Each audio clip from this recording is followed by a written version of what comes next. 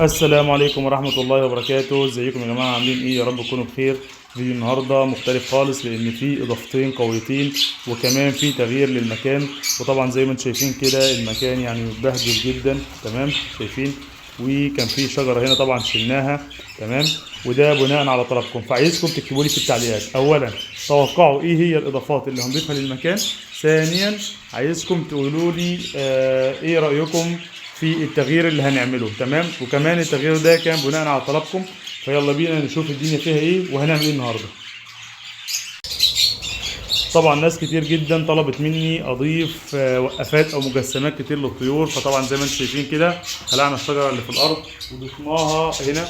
تمام، طبعا دي فيها مجسمات كتير جدا، ولسه برضو هنضيف للشجره دي شجره كمان جنبها، بحيث ان اللي عايز يقف على الارض يبقى فيه مكان ليه، واللي عايز يقف فوق يعني يبقى فيه مكان ليه. طبعا زي ما انتم شايفين كده ما شاء الله الله اكبر، المجسمات بقت يعني بما فيه الكفايه. تمام، فيلا بينا نشوف هنعمل ايه تاني.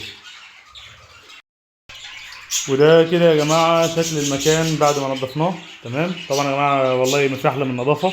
تمام، فان شاء الله باذن الله هنثبت فيهم كل اسبوع ننظف المكان كله ونخليه زي ما انتم شايفين كده. وده كده شكل الشجره، طبعا كل العصافير واقفه عليها. طبعا لسه الرز والفشر مقلقانين شويه. وفي حاجه عايز اقول لكم عليها، الحفره اللي كانت هنا دي اللي كانت العصافير بيضه فيها، طبعا انا لو سديتها هيخرموها تاني. تمام، او يعني هياكلوا الطينه ويدخلوا تاني. فانا عملت حركه احسن شويه، جيت من ورا الفلق ورحت جاي عامل ايه، خرم الحفره كلها، خليتها يعني منفذه للجنب التاني. فبالتالي كده ما بقاش عش، وبالتالي العصافير كده مش هتبوظ فيه، فهيبداوا يخرجوا منه بقى. تمام، طبعا ده شكل المكان اهو كده. مجسمات اعتقد حلوه كده يعني كويسه جدا وكبيره كتيره بما فيه الكفايه. تمام، والارضيه اهي زي ما انتم شايفين. يلا بينا بقى ننتقل للمفاجاتين اللي بقول لكم عليهم. اول حاجه هنضيف الطير، تاني حاجه هنضيف الحيوان اللي قلنا عليه. يلا بينا. ودلوقتي يا جماعه جاء وقت اضافه الطير الجديد للمكان.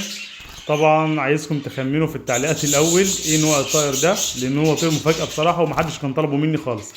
ويلا بينا، بسم الله الرحمن الرحيم. ما شاء الله اللهم بارك اللهم بارك. جوز جاوة. تمام، طير جماعي ومنتج جدا جدا وشكله تحفة وصوته برضو جميل. تمام، زي ما انتم شايفين كده النتاية سيلفر والذكر فون او حبشي زي ما بيقولوا. جميل جدا اللهم بارك. شايفين بقى يا جماعة المعلم ده؟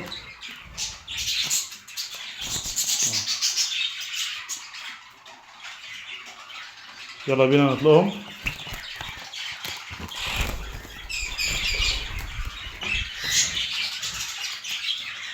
طبعا العصافير دي عامله زي الزبرة، فهتلاقي طيرانها حلو جدا وخروجها من القفص هيكون سريع يعني. طبعا زي ما انتم شايفين اهو. يلا نخرج النتايج. طبعا كل مره لازم طير كده يقرفنا ويقعد ايه ما يرضاش يخرج، ولكن زي ما انتم شايفين بسم الله. شايفين يا جماعه؟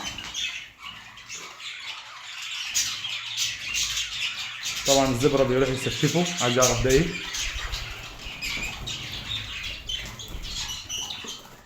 تمام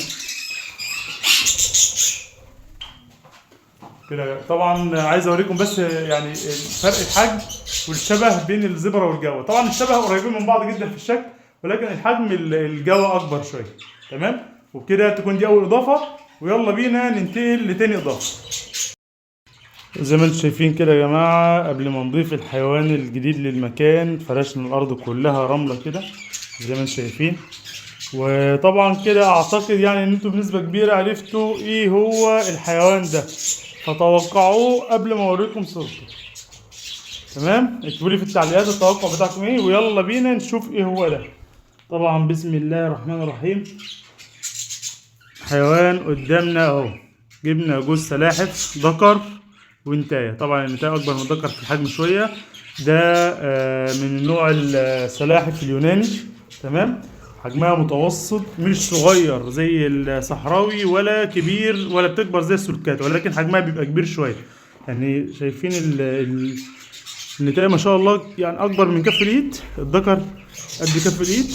تمام، ودي اكبر من السلاحف اللي كنا جبناها في المحميه اللي فاتت، لان المحميه اللي فاتت كان السلاحف اللي فيها كان نوعها صحراوي. تمام، طبعا فرشنا الارض رمله زي ما انتم شايفين كده. وطبعا ده عطى منظر يعني جمالي شويه للمكان. فزي ما انتم شايفين كده الاضافه بتاعتنا بقى ننضف السلاحف، الرمله، الوقفات اللي احنا عملناها دي، وطائر الجو. طبعا مش عارف حتى الجو راح فين. اهو واخدين بقى الجزء اللي واخد بعضه ده. تمام، شايفين يا جماعه؟ بس كده يعني خلصنا الاضافات بتاع النهارده، ومستني تقولوا لي رايكم ايه في التعليقات، واي اضافات حابين نضيفها. اعتقد ان كده بالنسبه للطيور فهي موجوده كتيره بما فيه الكفايه. طبعا زي ما انتم شايفين خرجت الزرع من المكان كله، مسيتش الا النوع ده والنوع ده، لان باقي الانواع كلها العصافير قطعتها وكلتها. تمام، فانا هبدا اكتر من النوع ده واكتر من النوع ده بحيث ان المكان كله يكون زرع. وطبعا الزرع مش بيدي شكل جمالي بس للمكان، ده بيدي اكسجين للمكان اكتر. تمام، بس يعني بعيد عن ان هو بيدي شكل جمالي، لا هو اكسجين ومفيد للطيور. فان شاء الله هكتر من الزرع، هكتر من وقفات الخشب، وهزود الرمله شويه في الارض. وبالنسبه للطيور اعتقد كده كفايه. هنجيب بس 5 نتي للزبرة بحيث ان كل حاجه تكون موجوده. ممكن الاسترالي نقلل العدد بتاع الذكور شويه لان الذكور اكتر من نت، هنقلل العدد شويه او نبدله بنت. يعني ممكن نقلل عدد الذكور وممكن نجيب نتي زياده للذكور. تمام، فاكتبوا لي في التعليقات ايه رايكم في الاضافات دي كلها وحابين نعمل ايه تاني. وبكده نكون وصلنا لنهايه حلقه النهارده. لو عجبك الفيديو ما تنساش تعمل لايك، كومنت، وتشترك في القناه وتفعل زر الجرس. والاهم من كل ده ما تنساش تدعي لنا بالبركه وتصلي على النبي. والسلام عليكم ورحمه الله وبركاته.